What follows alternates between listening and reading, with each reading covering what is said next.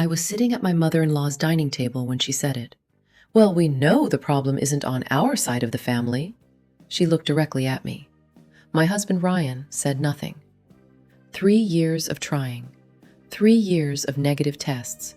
And according to Linda, it was all my fault.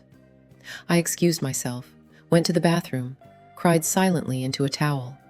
This wasn't the first time Linda blamed me. It was just the most public. Ryan and I got married when I was 30. 2 years later, we were ready for a baby. Month 6 arrived, still negative. That's when Linda started. "Have you seen a doctor, Sarah?" Her voice was sweet, but there was an edge. "All the men in our family are very fertile. Ryan's grandfather had 6 children. His brother already has 3. The implication was clear. The problem wasn't Ryan, it was me. Month 12, a full year. I saw Dr. Martinez. She ran every test, blood work, ultrasound, HSG test. 2 weeks later, results came. "Everything looks perfect, Sarah." "Perfect?" "Your hormones are excellent. You're ovulating, your tubes are open." Relief flooded through me. "So, why am I not pregnant?" "Has your husband been tested?" "Not yet. I'd recommend a semen analysis. 40% of infertility is male factor." 40%? Yes, more common than people think. I went home lighter. My body was fine. "Ryan, you should get tested." He barely looked up. "Yeah, I'll make an appointment." But he didn't. Week after week. Month 14, still not pregnant, still no testing. Linda invited us to Easter. She sat Mark's pregnant wife next to me, 8 months pregnant, with her 4th. "So, Sarah, any baby news?" My face burned. "Not yet." "Are you tracking properly?" "Yes, Linda." "Eating healthy? Exercising?" "Yes." She pursed her lips. "I don't understand it. Everyone in Ryan's family gets pregnant so easily."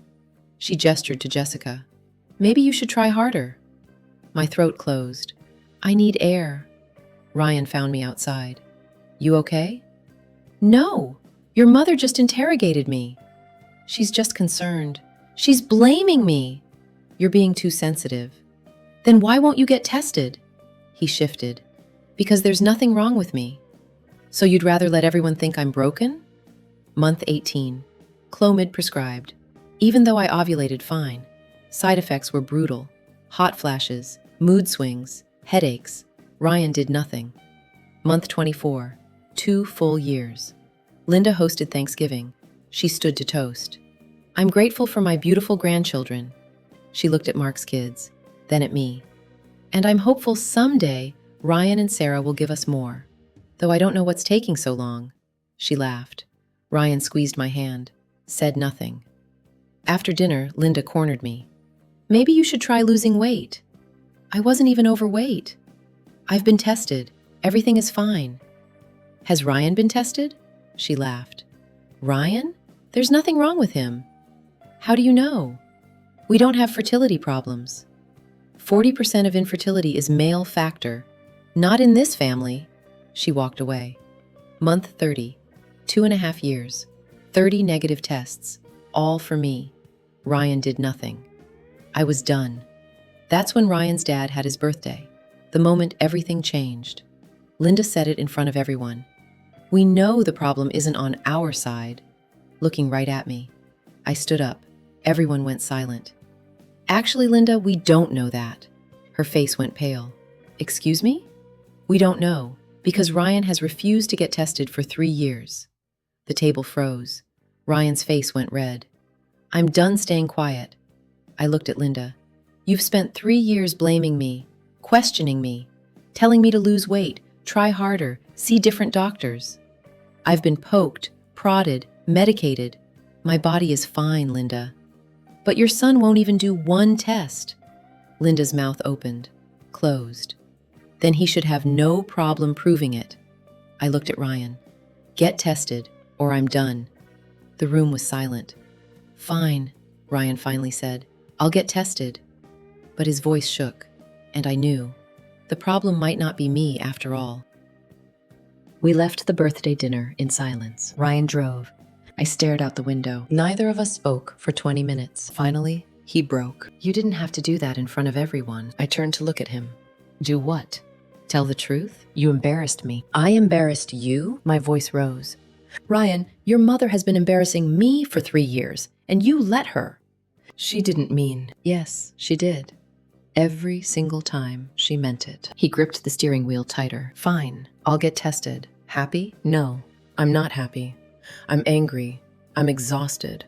And I'm done being blamed for something that might not even be my fault. We pulled into our driveway. Ryan got out without another word, went straight to the bedroom. I sat in the car for another 10 minutes, trying to calm down, trying to breathe. 3 years of carrying this alone. The next morning, Ryan called the fertility clinic, made an appointment for the following week. I wanted to feel relieved, but I just felt numb. A week later, we sat in the waiting room. Ryan filled out paperwork. His leg bounced nervously. It's going to be fine, I said quietly. He didn't respond. They called his name. Took him back. 30 minutes later, he came out, face pale. All done? I asked. Yeah. How was it? Awkward. Can we go? We drove home in silence again. The results would take a week. 7 days of waiting. 7 days of not knowing. 7 days of Ryan avoiding me. Day 3. Linda called. Sarah, I want to apologize. I sat down on the couch. Okay. What I said at dinner was inappropriate. I should never have implied. You didn't imply, Linda. You said it outright. Silence on the other end. I was wrong. I'm sorry. Thank you. Has Ryan gotten his results yet? Of course, that's what she really wanted to know. Not yet. Another few days. I'm sure everything will be fine. Ryan's always been so healthy. I closed my eyes. She still didn't get it. We'll see. I hung up. Day 7 arrived. The clinic called. Mrs. Carter, Dr. Martinez would like you both to come in to discuss Ryan's results. My stomach dropped. Can't you just tell us over the phone? Dr. Martinez prefers to discuss results in person. That wasn't a good sign. We went in that afternoon, sat in Dr. Martinez's office. The same office where she told me everything was fine with me. She came in with a folder, sat down, looked at both of us. Thank you for coming in. I want to go over Ryan's semen analysis results. Ryan's legs started bouncing again. The results show some concerns.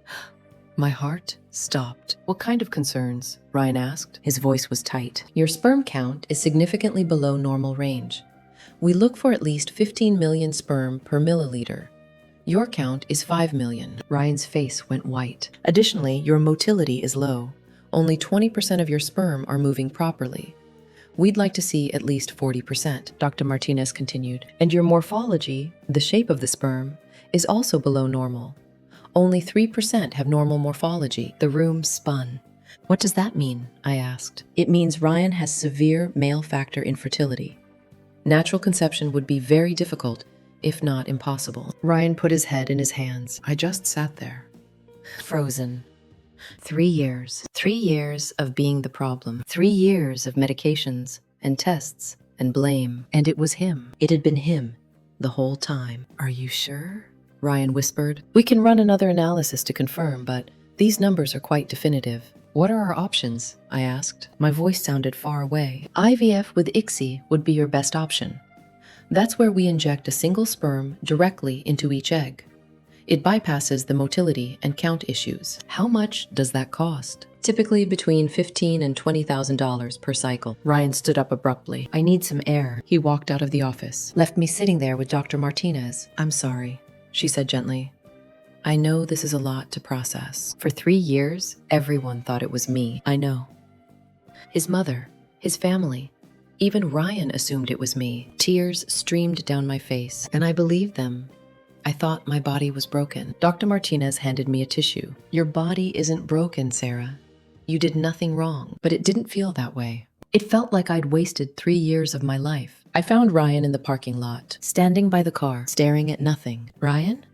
He didn't look at me. This is all my fault, he said quietly. It's not your fault. You didn't know, didn't I? He finally turned to face me. His eyes were red. What do you mean? I got tested 3 years ago. Right before we started trying, my blood went cold. What? I was having some pain. My doctor recommended a semen analysis just to be safe. The results came back not great. But he said it might improve over time, that stress could affect it. Rage flooded through me. You knew? I didn't think. You knew? And you didn't tell me? You let me go through 3 years of testing? 3 years of medications? 3 years of your mother blaming me? I thought it would get better. I thought if I just waited. You lied to me. People in the parking lot were staring. I didn't care. Every time I asked you to get tested, you refused. Every time your mother blamed me, you said nothing. You knew the whole time, and you let me suffer. Sarah, I'm sorry. Sorry? You're sorry? I couldn't breathe. Couldn't think. 3 years. He'd known for 3 years. I need space, I said. Sarah, no. I need space. From you, from this, from everything. I got in my car, drove away, left him standing in that parking lot. I went to my sister's house. Maya answered the door, took one look at my face and pulled me inside. What happened? Everything poured out. The test results, Ryan's confession, 3 years of lies. Maya held me while I cried. What are you going to do? She finally asked. I don't know.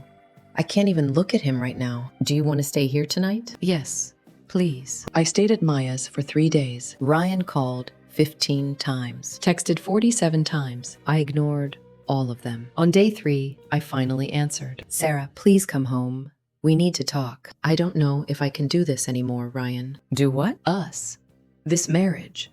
Any of it. Silence. Please don't say that. You lied to me for 3 years. How am I supposed to trust you? I know I messed up. But please, let me explain. Let me make this right. I don't think you can. I hung up. Sat on Maya's couch, staring at nothing. My phone buzzed. A text from Linda. Ryan told me about his results. I'm so sorry for everything I said. Can we talk? I didn't respond. Another text came. I know I hurt you. I want to make it right. I turned off my phone. Day 5? I went home. Ryan was on the couch. He looked terrible. Hadn't shaved. Hadn't slept by the look of it. Sarah. He stood up. I'm not here to reconcile, I said. I'm here to get some clothes and figure out next steps. Next steps? I don't know if I want to stay married to you. His face crumpled. Please don't say that. You lied to me, Ryan. For 3 years. I know. And I hate myself for it. Every single day I watched you suffer, and I said nothing. Because I was ashamed. Because I didn't want to be the broken one. Tears streamed down his face. I thought if I just waited, the problem would fix itself. That I'd get better. That we'd get pregnant naturally, and you'd never have to know. But we didn't get pregnant, and I suffered. And you let me. I know. And I'm so sorry. I sat down in the chair across from him, exhausted. Your mom called, texted. I told her everything. About the old test. About me knowing. What did she say? She cried. Said she feels terrible. Wants to apologize to you properly. I don't want to talk to her. I understand. We sat in silence. What do we do now? Ryan finally asked. I don't know. Do you want a divorce? I thought about it. Really thought about it. I don't know. Maybe. I need time. How much time? As much as I need. Can I ask you something? What? If we stay together, do you still want to try? For a baby? I looked at him. I don't know if I can do this with you anymore. The trying, the treatments, all of it. He nodded. Looked down at his hands. I understand. I went upstairs, packed a bag, came back down. I'm going back to Maya's. I'll let you know when I'm ready to talk. Okay. I left, drove back to my sister's. Cried the whole way. A week passed, then 2. I started seeing a therapist, Dr. Patricia Chen. She specialized in infertility trauma. Tell me what brought you here, she said at our first session. I told her everything. The 3 years of trying, the blame from Ryan's family, the medications and tests, Ryan's lies. She listened without interrupting. How are you feeling right now? She finally asked. Angry, betrayed, lost. Those are all valid feelings. I don't know if I can forgive him. That's okay. You don't have to decide that right now. Everyone keeps telling me he made a mistake, that he was scared, that I should give him another chance. What do you think? I think he watched me suffer for 3 years and said nothing. That's not a mistake.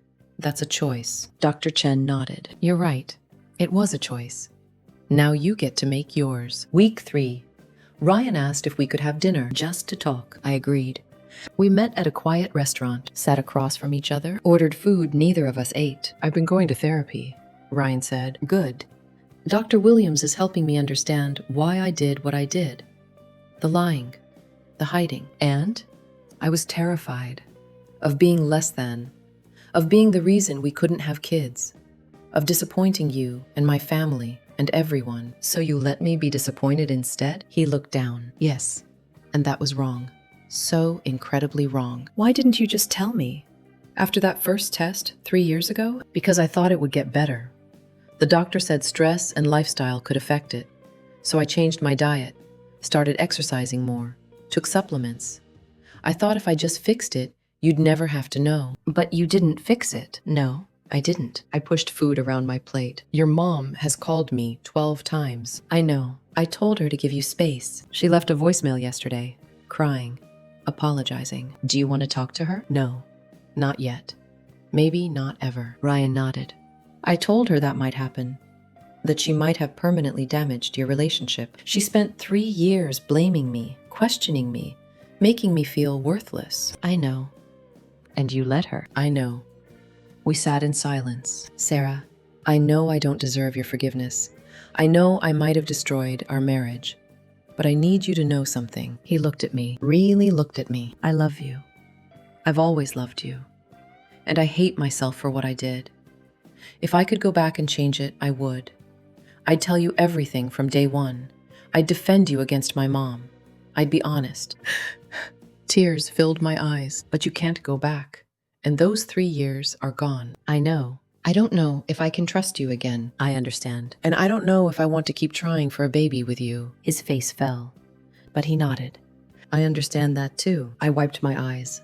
I need more time. Take all the time you need. Week 5.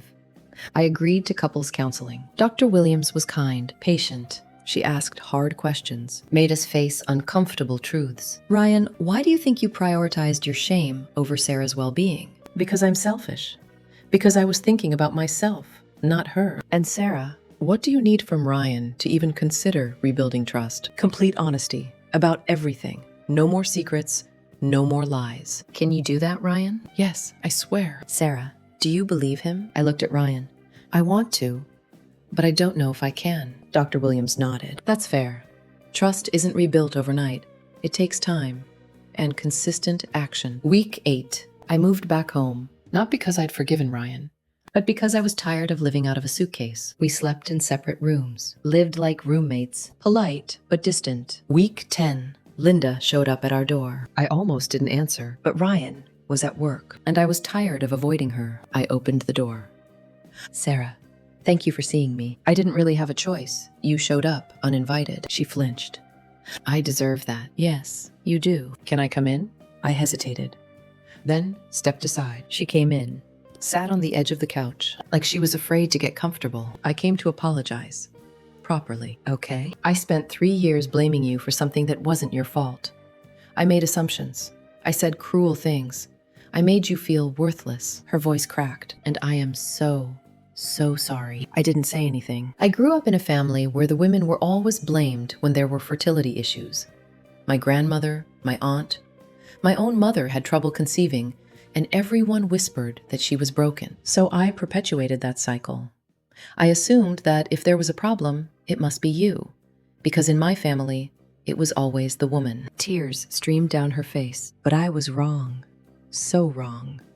And I hurt you terribly. Yes, you did. Is there any way you can forgive me? I looked at her. This woman who'd tormented me for 3 years, who'd questioned my body, my health, my worth. I don't know, Linda. You didn't just hurt me. You damaged me. You made me believe I was broken. I know. And Ryan let you. He knew the truth, and he let you say those things to me. I know. He told me everything. And I'm angry with him too. Good. You should be. We sat in silence. I don't expect you to forgive me today, Linda said quietly, or even this year. But I want you to know that I'm going to spend the rest of my life making this right. How? By being better. By speaking up when I hear other women being blamed. By educating myself. By never making these assumptions again. I nodded. Thank you for saying that. Can I ask you something? What? Are you and Ryan going to make it? I don't know. I hope you do. But if you don't, I'll understand. And I won't blame you. She stood up. Thank you for hearing me out. She left. I sat there for a long time, thinking. Month 4. after the revelation. Ryan and I were still in counseling, still working through everything. Dr. Williams asked us to make a decision. Do you want to stay married and try to rebuild? Or do you want to separate? I looked at Ryan. He looked back at me. I want to try, he said. If Sarah's willing. Everyone looked at me. I want to try too, I finally said. But things have to change. What needs to change? Dr. Williams asked. Complete honesty about everything, no matter how hard it is. Ryan nodded. I can do that. And boundaries with your family, especially your mom. Agreed. And if we decide to pursue IVF, you carry half the emotional weight. You don't get to check out. You don't get to hide. I won't. I promise. Dr. Williams smiled. That's a good start. Month 5. We scheduled a consultation about IVF. Dr. Martinez walked us through the process. Given Ryan's numbers, IVF with ICSI is your best option. We'll stimulate Sarah's ovaries to produce multiple eggs, retrieve them, and inject individual sperm directly into each egg. Success rate? Ryan asked. For Sarah's age and egg quality, about 60% per cycle. Cost? $18,000 for the first cycle. Medications are extra, usually $3,000 to $5,000. Ryan and I looked at each other. We'll need time to save, I said. Take all the time you need. When you're ready, we're here. We left the clinic, got in the car. Are you sure you want to do this? Ryan asked. With me? I'm not sure about anything anymore. But I want a baby. And you're my husband. So yes, I want to try. He took my hand. Squeezed it gently. Thank you for giving me another chance. Don't make me regret it. I won't. Month 8. We'd saved $15,000. Ryan picked up extra shifts at work. I did freelance work on weekends. We lived frugally. No eating out, no vacations. Every penny went into our IVF fund. Linda contributed $5,000. I want to help, she said. Please let me do this. I almost said no, but we needed it. Thank you. I mean it, Sarah. I want to support you both. Month 10. We hit $23,000. Enough for IVF, plus medications, plus a small buffer. We scheduled our cycle. I started birth control pills to regulate my cycle. Seemed ironic. Taking birth control to get pregnant. Week 1 of stims arrived. I injected myself with hormones every night. Follistim, Menopur, tiny needles into my stomach. Ryan sat with me, held my hand, talked me through it. The first injection, my hands shook so badly I could barely hold the needle. You've got this, Ryan said. I took a deep breath, pinched my stomach, pushed the needle in. It burned. I cried. Not from pain, from everything. 3.5 years of struggle all came down to these injections. You're so brave, Ryan said. I'm not brave. I'm desperate. You're both. Day 3 of injections. I was already bruised. Little purple marks dotted my stomach. Does it hurt? Ryan asked. Not as much as the past 3 years. Day 5. First monitoring appointment. They did blood work, ultrasound, counted follicles. You're responding beautifully, the nurse said. 11 follicles on the right, 9 on the left. Is that good? That's excellent for this stage. I called Ryan from the parking lot. 20 follicles, I said. Is that good? They said, excellent. I heard him exhale. He'd been holding his breath too. Day 7. More injections, more bruises. My ovaries felt heavy, swollen. How are you feeling? Maya asked when she called. Like I'm growing alien babies in my ovaries, she laughed. That's basically what's happening. Don't remind me. Day 9. Monitoring showed 22 follicles now, all growing. We might trigger tomorrow night, the nurse said. Really? Your estrogen is climbing perfectly. Your follicles are the right size. Yes, I think tomorrow. I drove home in a daze. Tomorrow. We were almost there. Day 10. They called at noon. Trigger tonight at exactly 9 p.m. Retrieval is day after tomorrow at 9 a.m. I set 3 alarms. Couldn't risk missing it.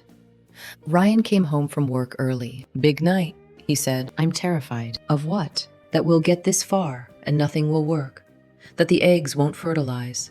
That we'll have no embryos. Then we'll deal with that if it happens. But right now, we're here. And that's enough. 9 p.m. arrived. Ryan gave me the trigger shot. HCG. The biggest needle yet. Into my stomach, I cried. He held me. One more day, he whispered. Just one more day. Retrieval morning arrived. I hadn't slept. Too nervous. We got to the clinic at 8 a.m. They took me back, put in my IV, asked me questions, made me sign forms. Any questions before we start? the anesthesiologist asked. Will I feel anything? You'll be completely under. You won't feel a thing. When I wake up, will you tell me how many eggs you got? Absolutely. They wheeled me to the OR. Ryan squeezed my hand. I'll be right here when you wake up. Promise? Promise. They put the mask over my face. Count backwards from 10. 10, 9, 8, 7. Everything went black. I woke up in recovery, groggy, cramping. Ryan's face appeared above mine. Hey, you're awake. How many? I croaked. 18.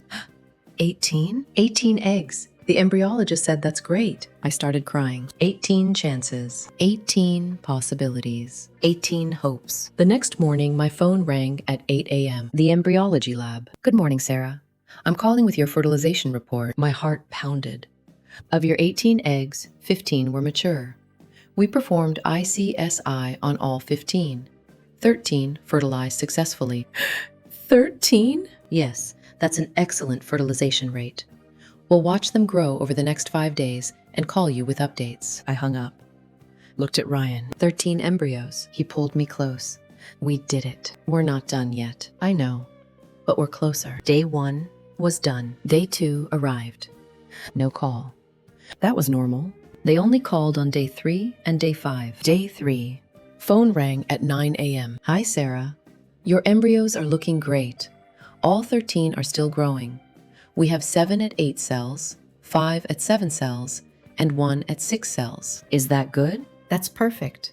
They're right on track. Day 4. No call again. Just waiting, hoping, praying. Day 5 arrived. I stared at my phone from 8 a.m. onward. 9 a.m. came and went. No call. 10 a.m. No call.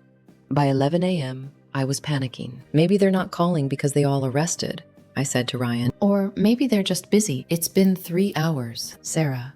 My phone rang. I answered before the first ring finished. Hello? Hi, Sarah. This is the embryology lab. Sorry for the delay. We had a busy morning. It's okay. How are my embryos? You have 7 blastocysts. 3 are excellent quality. 4 are good quality. We recommend transferring 1 today and freezing the other 6. 7? Yes. That's a wonderful result. When do I come in? Can you be here by 2 p.m.? Yes. Absolutely yes. Transfer day. I lay on the table. Ryan held my hand.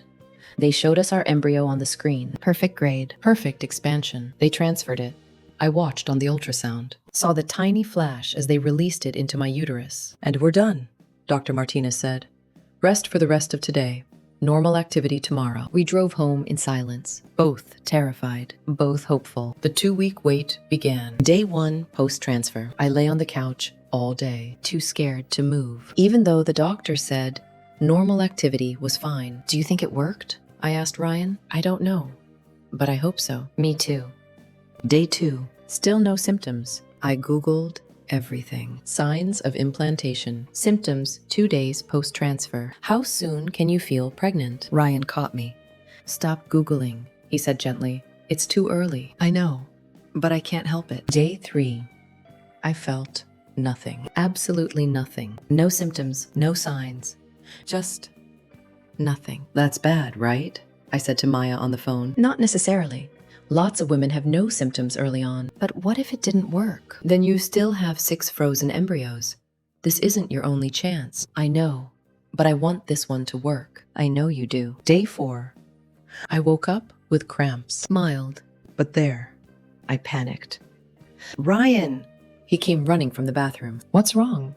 I'm cramping. That means it didn't work. Or it means it's implanting.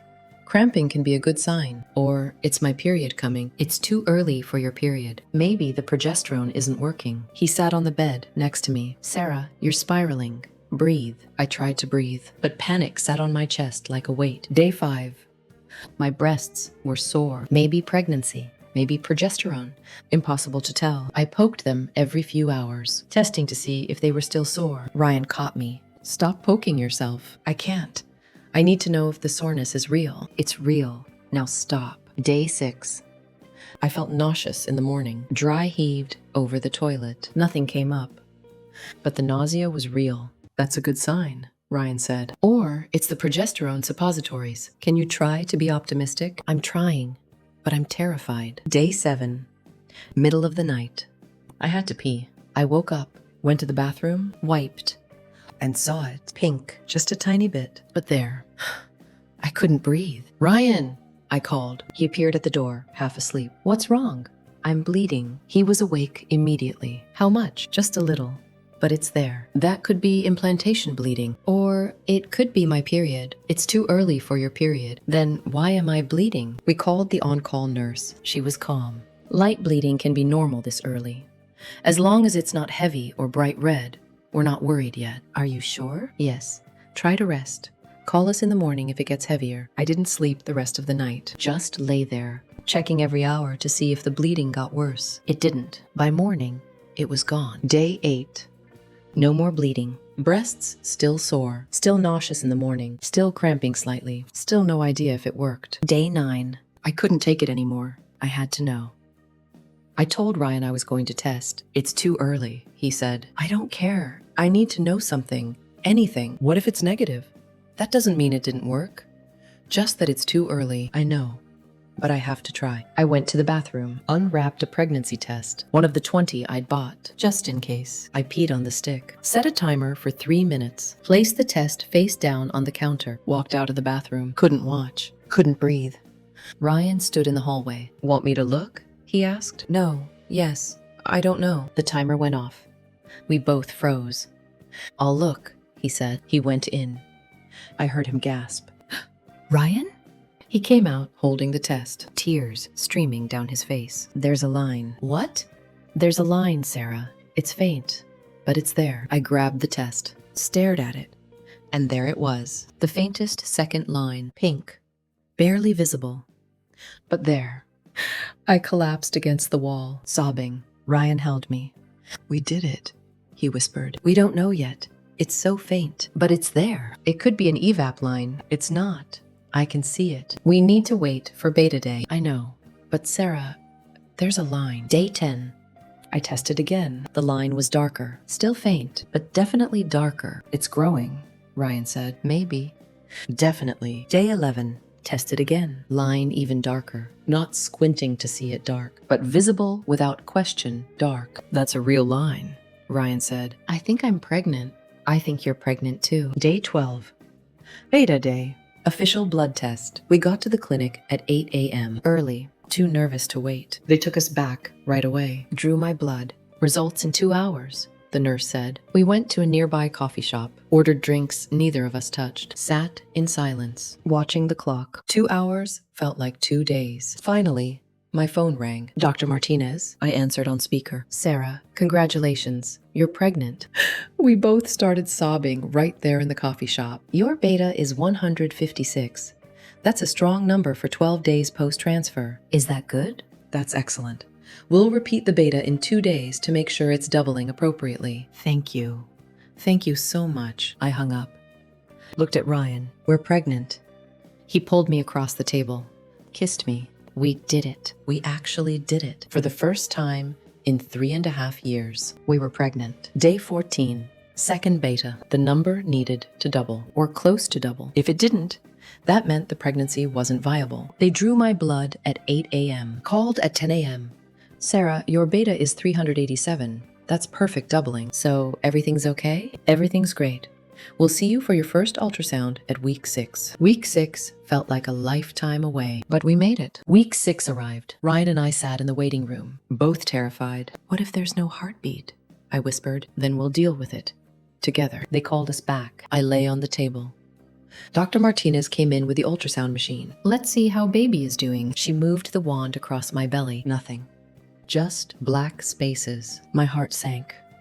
Then she switched to the transvaginal probe, inserted it, adjusted the screen, and there it was. A tiny sac with a flicker inside. There's your baby, she said. Is that the heartbeat? Yes, that's the heartbeat. She turned on the sound. Whoosh, whoosh, whoosh, whoosh. I grabbed Ryan's hand, squeezed so hard I probably hurt him, but I couldn't let go. That sound, that beautiful, perfect sound, our baby's heartbeat. After 3.5 years, heart rate is 127 beats per minute, Dr. Martinez said. That's perfect for this stage. Really? Really. Everything looks great. We left the clinic walking on air. We made it. Ryan said, to week 6. We still have 34 more weeks. Always the optimist. I'm trying to protect myself. I know. But let yourself be happy. Even if just for today. I let myself be happy for that day, for that moment, for that heartbeat. Week 8. We told our families. My mom cried. Maya screamed. Ryan's dad hugged us both. And Linda broke down. I'm so happy for you both, she sobbed. Thank you, I said, and I meant it. Week 12. We made it to the second trimester. The genetic testing came back perfect. We found out the gender, a boy. Week 20. Anatomy scan. Everything looked perfect. 10 fingers, 10 toes, healthy heart, healthy brain. Week 30 arrived. Then week 35. Then week 39. Labor started on a Tuesday morning. Water broke at 6 a.m. Contractions started by 8. We got to the hospital by 9. Ryan held my hand through every contraction, breathed with me, encouraged me. 12 hours later, at 9:37 p.m., our son was born. 7 pounds, 4 ounces. Perfect. They placed him on my chest. I couldn't stop crying. Ryan couldn't stop crying. After 3.5 years of struggle, he was here. Our miracle. We named him James, after my father, not after Ryan's family, Linda noticed. But she didn't say anything, just held her grandson and cried. 6 weeks postpartum. We had everyone over for dinner. My family. Ryan's family. Everyone meeting James properly. The house was full, loud, chaotic in the best way. James was sleeping in his bassinet, tiny, perfect. Everyone kept peeking at him. He's beautiful, my mom said for the 10th time. He has Ryan's nose, Linda observed, and Sarah's eyes, Maya added. I was in the kitchen when Mark arrived. Late as usual, Jessica was with him, pregnant again, with number 4. I hugged them both. Congratulations on number 4, I said. Thanks. We're excited. We sat down for dinner, everyone talking at once, passing food, laughing. Then Mark spoke up. So when are you guys trying for number 2? The table went quiet. Everyone looked at me. I set down my fork, slowly, deliberately. Actually, Mark, that's not really your business. His face went red. But if you must know, we have 6 frozen embryos. If and when we decide to use them, that's between Ryan and me, not you, not anyone else at this table. The room was silent. You could hear the clock ticking. I was just asking, Mark said defensively. And I'm just saying, maybe don't ask people about their reproductive plans. You never know what they've been through to get where they are. Ryan squeezed my hand under the table. Mark, he said quietly, Sarah's right. After everything we went through, that question is invasive. Linda came back from the kitchen with dessert, looked around at the awkward silence. What did I miss? Mark was asking about baby number 2, Ryan said. Sarah explained why that's not appropriate. Linda set down the dessert, looked at Mark. Mark, that is inappropriate. You don't ask people about having more children, especially not Sarah and Ryan. Mark shifted uncomfortably. I didn't mean, it doesn't matter what you meant, Linda continued. What matters is that after everything your brother and Sarah went through, you should know better. I looked at Linda, really looked at her, and saw something I'd never seen before. She was defending me, publicly, against her own son. Thank you, I mouthed. She nodded, met my eyes, and I saw genuine care there, real growth. After dinner, Linda pulled me aside. I'm sorry about Mark. It's okay. He didn't know, but he should have. I should have taught all my children to be more sensitive about these things. You're teaching them now. That's what matters. She hugged me. You've made me a better person, Sarah. A better mother. A better grandmother. You did that yourself. No, you pushed me to change, and I'll always be grateful for that. A year after James was born, Ryan's brother Mark and his wife Jessica invited us to dinner, just the 4 of us. James came along in his car seat. We sat down to eat, made small talk. Then Mark cleared his throat. We wanted to talk to you both about something. Ryan and I looked at each other. Okay, I said. Mark looked at Jessica. She nodded. We haven't been completely honest with you, Mark said, about our fertility journey. My heart skipped. What do you mean? Jessica and we didn't get pregnant easily with any of our kids. Jessica spoke up. We did fertility treatments for all 3. Clomid for the first 2, IUI for the 3rd. I stared at them. What? Yeah, Mark continued. All that time we were acting like it was so easy, making jokes about Jessica getting pregnant just by looking at me. It was all a lie. Why? Ryan asked. Because we were embarrassed. Because Mom always talked about how fertile our family was. Because we didn't want anyone to know we were struggling. Jessica was crying now. And Sarah, I'm so sorry for not saying anything when you were going through hell. For letting you think it came easy for us. That was cruel. I didn't know what to say. How long did it take? I finally asked. First baby took 8 months with Clomid.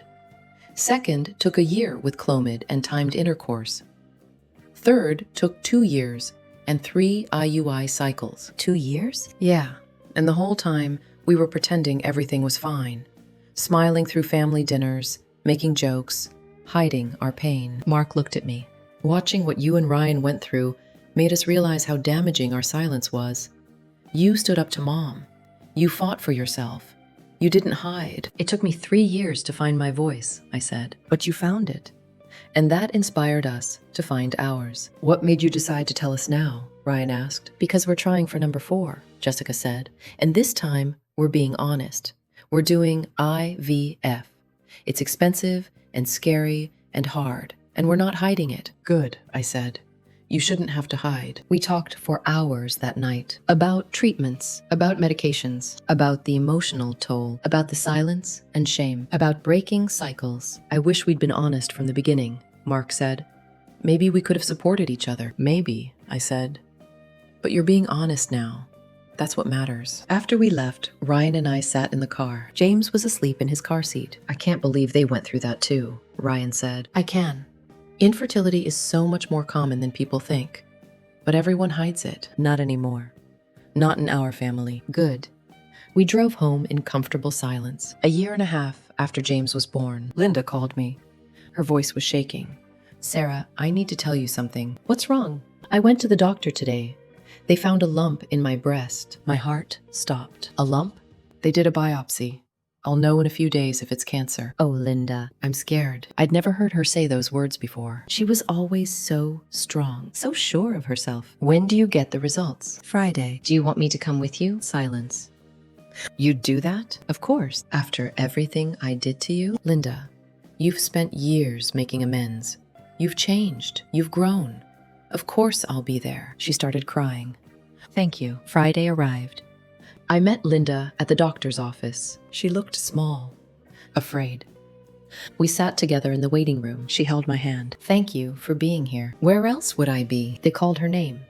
Do you want me to come in with you? Yes, please. We went in together. The doctor came in with a folder. His face was serious. Linda, I'm afraid the biopsy came back positive. You have breast cancer. Her hand tightened on mine. What stage? Stage 2. It's treatable.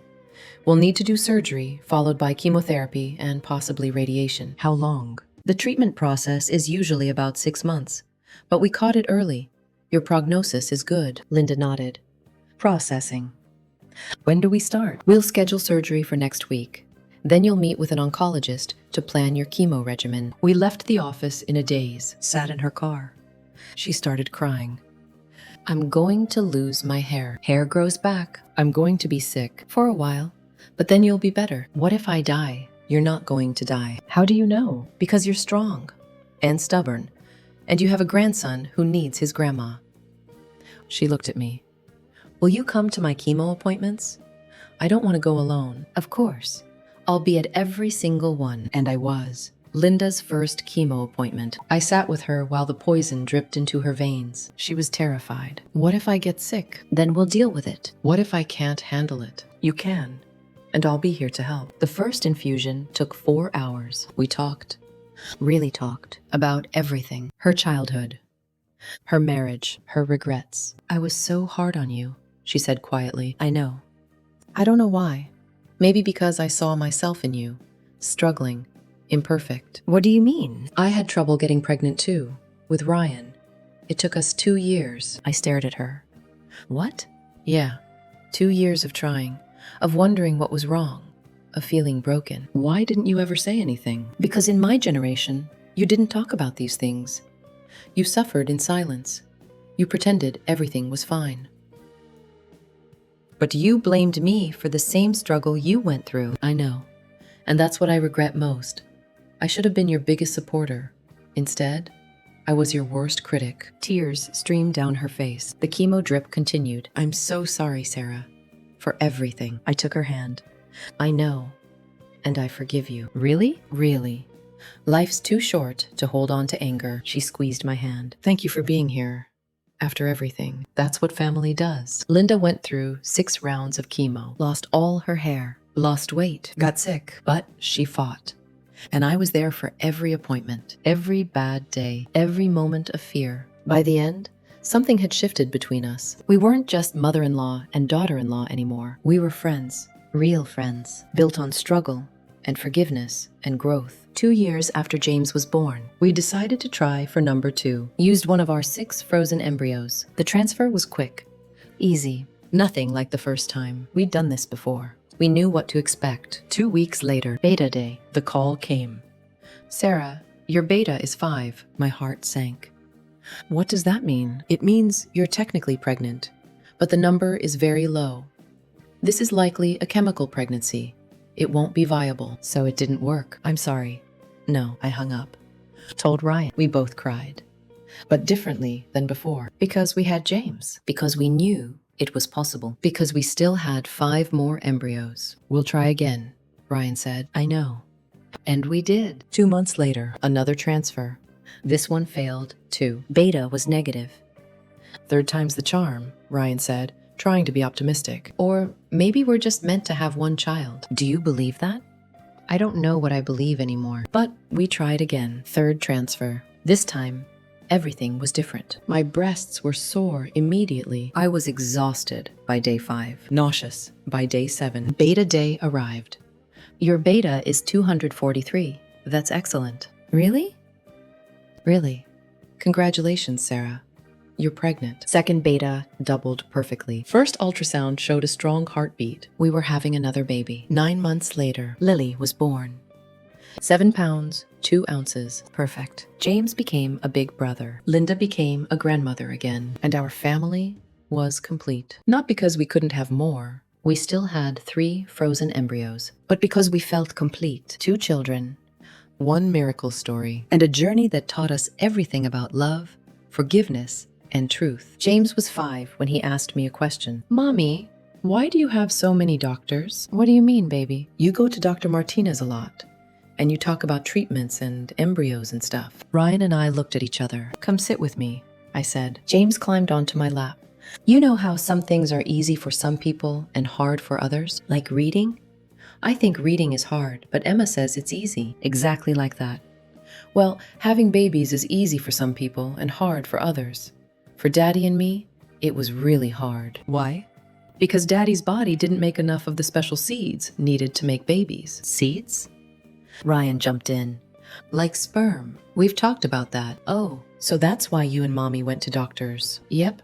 The doctors helped us have you and Lily. Cool. Can I go play now? We laughed. Yes. Go play. He ran off. That was easier than I thought, Ryan said, because we didn't make it shameful. We just made it factual. Thank you for that. For what? For not being bitter. For not blaming me in front of our kids. For making this normal. I took his hand. We're a team. We've always been a team. Even when it didn't feel like it. I love you. I love you too. James was 7 when he came home from school upset. What's wrong? I asked. Tyler said his mom had a baby without even trying. He said it only took 1 month. And I told him it took you and Dad years. And he said, that means you're broken. My blood boiled. What did you say? I said we're not broken. We just needed help, right? Exactly right, baby. I pulled him close. Some people don't understand that everyone's journey is different. Tyler's mom was lucky. We had to work harder. But that doesn't make us broken. That's what I said, and you were right. I called Tyler's mom that night, had a conversation about teaching our kids to be sensitive about fertility issues. She apologized, said she'd talk to Tyler. The next day, Tyler came to our house. I'm sorry I said you were broken, he told James. My mom explained that having babies is hard for some people. I didn't know. It's okay, James said. Want to play Mario Kart? Yeah. And that was that. Kids are so much better at moving on than adults. 10 years after our IVF journey began, James was 8. Lily was 6. We were sitting at dinner. You know what I realized today? Ryan said. What? We're exactly where we're supposed to be. What do you mean? 10 years ago, I was lying to you, hiding test results, letting you suffer. And I thought I was protecting myself, but I was just destroying us. Where are you going with this? If I hadn't been forced to face the truth, we might never have made it here, to this table, with these kids, as this family. I looked around, at James doing his homework, at Lily coloring, at Ryan smiling at me. You're right, I said. The path was terrible, but the destination is pretty amazing. Would you do it all again? Knowing what we know now? I thought about it.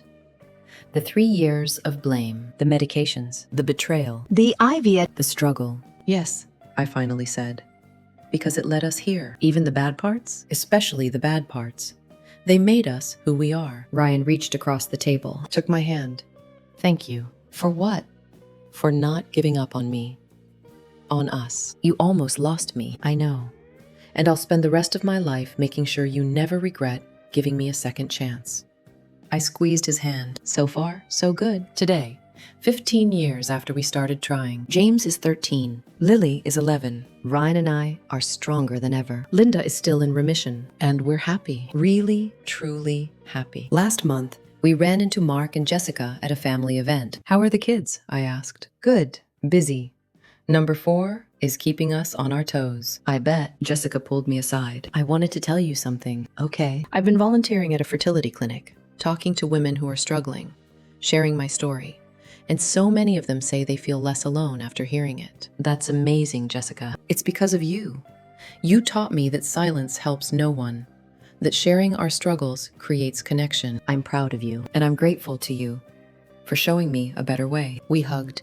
2 women who'd suffered in silence, now speaking up, helping others, breaking the cycle. I think about those 3 years often. The years I was blamed. The years I believed I was broken. The years I carried shame that wasn't mine. And I think about how far we've come. Ryan and I, Linda and I, our family. The scars are still there. They always will be. But they're healed now. And they remind me of something important. The truth will always come out. Silence only breeds pain. And sometimes the hardest journeys lead to the most beautiful destinations. I look at my kids, my miracle babies, born from struggle and science and determination. And I know every test was worth it. Every tear was worth it. Every moment of pain was worth it. Because they're here. And we're here. And we made it together. For anyone listening who's being blamed for infertility right now, who's carrying shame that isn't theirs, who's suffering in silence while their partner hides the truth, I see you. I was you. And I want you to know, demand testing for both partners. From day one, don't waste years like I did. Don't carry blame that might not be yours. 40% of infertility is male factor. 40%. That's almost half. So demand the truth. Demand honesty. Demand partnership. Because you deserve better than I got. And your journey deserves honesty from the start. Visit www.theinfertilitysecrets.com to learn the 7 signs of ovulation, to understand your body better, to take control of your fertility journey, because knowledge is power, and you deserve all the power you can get. You are not broken. Your struggle is real. Your pain is valid, and you are not alone. Never, ever alone.